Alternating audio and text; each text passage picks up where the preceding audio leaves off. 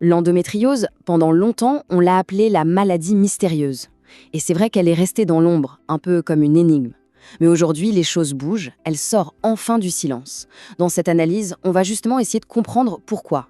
Regardez bien ce chiffre, 3 à 10 ans. Ce n'est pas une fourchette au hasard, non, c'est le temps moyen qu'il faut attendre pour avoir un diagnostic d'endométriose. Imaginez, cette attente, cette errance médicale, c'est vraiment le cœur du problème pour des millions de personnes. Alors, la question qu'on se pose, c'est comment ça se fait? Pourquoi une maladie qui touche autant de monde reste une énigme aussi longtemps? C'est vraiment ça qui va nous guider. On va plonger dans ce qu'on sait aujourd'hui, les mécanismes, les symptômes, les défis, pour essayer de percer ce mystère. Allez, c'est parti. Ok, voilà le plan, pour y voir plus clair. On va commencer par définir ce qu'est l'endométriose.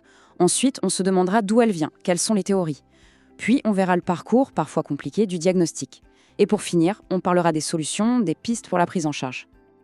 Alors, commençons par la base. Pour comprendre, il faut d'abord définir. L'endométriose, qu'est-ce que c'est exactement? En gros, la définition de base, c'est la présence de tissus qui ressemblent à la muqueuse de l'utérus, ce qu'on appelle l'endomètre, mais qui se développe en dehors de l'utérus. Et là où ça devient problématique, c'est que ce tissu, il se comporte comme s'il était toujours dans l'utérus, c'est-à-dire qu'il réagit aux hormones du cycle menstruel, il peut saigner, et ça crée une inflammation. C'est pour ça qu'on parle d'une maladie chronique, inflammatoire et qui dépend des hormones. Alors, il faut savoir qu'il y a deux grands types. D'un côté, on a ce qu'on appelle l'endométriose interne ou adénomiose. Là, le tissu s'infiltre directement dans le muscle de l'utérus.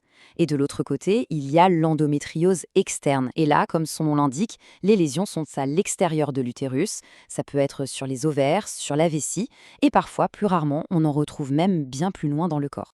Bon, maintenant qu'on sait ce que c'est, on passe à la question suivante. Pourquoi?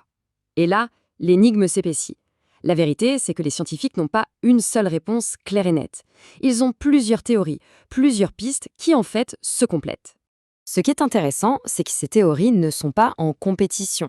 Elles s'emboîtent un peu comme les pièces d'un puzzle.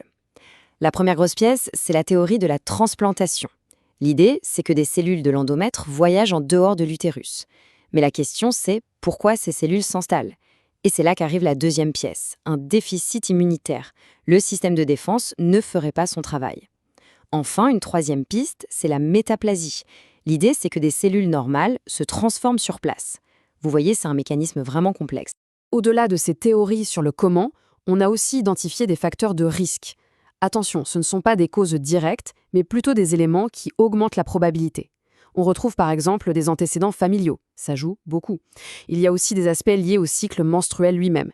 Et de plus en plus, on s'intéresse aux facteurs environnementaux, comme le tabac ou l'exposition aux perturbateurs endocriniens. Ok, on a vu ce que c'est et on a exploré les théories sur son origine. Maintenant, la question cruciale, comment on la diagnostique? Comment est-ce qu'on met un nom sur cette maladie souvent invisible? Souvent, tout part de la douleur. Et pour s'y retrouver, les médecins ont un mémo technique, les fameux 4 dièses. C'est un groupe de 4 douleurs qui doivent vraiment alerter. Il y a la dysménorrhée, ce sont les règles très douloureuses, la dysparunie, les douleurs pendant les rapports sexuels, la dyschésie, les douleurs quand on va à la selle, et la dysurie, les douleurs en urinant. En plus de ça, on a souvent des douleurs pelviennes qui sont là tout le temps, et un symptôme majeur, l'infertilité. Et c'est là qu'on comprend mieux pourquoi le diagnostic est si long. C'est parce que les symptômes peuvent être hyper variés. Ils dépendent complètement de l'endroit où se trouvent les lésions. Par exemple, si des lésions se trouvent sur le diaphragme, ça peut provoquer des douleurs à l'épaule. Ce côté polymorphe, c'est-à-dire qui prend plein de formes différentes, c'est une des causes majeures de l'errance diagnostique. Du coup, pour poser le diagnostic, on procède un peu comme avec un entonnoir. À la base, la partie la plus large, c'est la suspicion clinique, c'est l'écoute des symptômes. Ensuite, on affine avec l'imagerie. Une échographie, une IRM, ça peut permettre de voir certaines choses. Mais bien souvent, pour avoir le fin mot de l'histoire, ce n'est pas encore suffisant. Et on arrive à ce que les médecins appellent le gold standard, la référence absolue, la colioscopie. C'est une intervention chirurgicale qui permet d'aller voir directement à l'intérieur avec une petite caméra. L'avantage, c'est double. Non seulement on peut visualiser les lésions, mais on peut aussi faire des prélèvements. Et là, une fois que c'est analysé, le diagnostic est confirmé à 100%. Voilà, le diagnostic est posé, le nom est mis sur la souffrance. Et maintenant, la question c'est qu'est-ce qu'on fait? Et il faut bien comprendre que la prise en charge, ce n'est pas juste un traitement qu'on prend et c'est fini. C'est une vraie stratégie à mettre en place, souvent sur le long terme. Cette stratégie, elle vise 3 objectifs principaux. D'abord, bien sûr, l'urgence, c'est de calmer la douleur. Ensuite, l'idée, c'est de stopper ou au moins de ralentir l'évolution de la maladie. Et enfin, un objectif majeur pour beaucoup, c'est de prendre en charge l'infertilité qui peut être associée. Et pour ça, il y a plusieurs outils.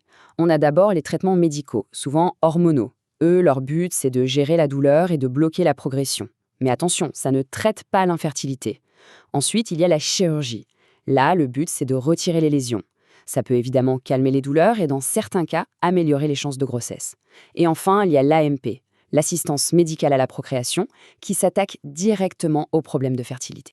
Et le point absolument crucial à comprendre, c'est qu'il n'y a pas de traitement miracle qui marche pour tout le monde. C'est du sur-mesure. Le plan de bataille va dépendre de plein de choses. L'étendue de la maladie, l'intensité des symptômes, l'âge, et surtout, est-ce qu'il y a un désir de grossesse ou non. C'est pour ça que la prise en charge se fait souvent en équipe, avec plusieurs spécialistes. Alors, si on devait résumer en quelques points clés, l'endométriose, c'est du tissu de type utérin qui pousse en dehors de l'utérus. Pour l'origine, on est sur un puzzle complexe. Les signes qui doivent alerter, les fameux 4-10 et l'infertilité. Pour la confirmation du diagnostic, la référence, c'est la colioscopie. Et enfin, point essentiel, le traitement est toujours personnalisé. Et tout ça, ça nous amène à une dernière réflexion. On en sait de plus en plus, la science avance. Mais le vrai défi aujourd'hui, c'est d'aller encore plus loin dans la personnalisation des soins. La vraie question, c'est comment fait-on pour que le parcours de chaque personne, de la toute première douleur jusqu'à une vie apaisée, soit le plus court, le plus efficace et surtout le plus humain possible. C'est ça le véritable enjeu pour les années à venir.